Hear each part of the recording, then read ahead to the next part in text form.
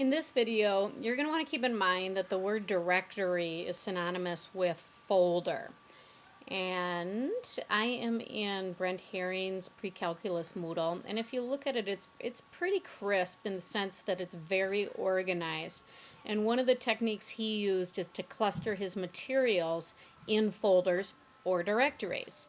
So for instance, if we look at this unit right here, unit 2.1 to 2.5, he's got lectures, worksheets, and reviews. So if I click on the worksheets folder, for example, you're going to see 5 individual files that are all PDFs. So those are maybe various worksheets he used in that particular unit. So I'm going to go to the breadcrumbs, get back to the home page here. The other thing to keep in mind is that if you click on a directory, so for instance, if I click on lectures, that it lists these files here, but you could also have a summary statement or an explanation or a paragraph at the top that says, you know, what these files are. So you could say there's 5 lecture files and a key in this particular folder.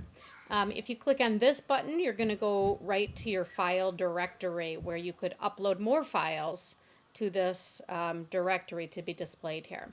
So how do you go about doing this, or how did Brent do it?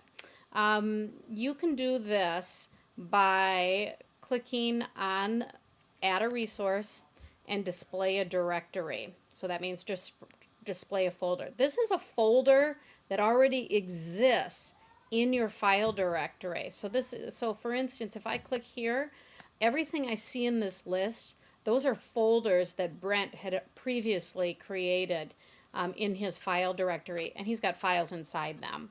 So what you do is you write a grammatically correct title. So I'm going to say Unit 1 Lecture Notes as an example.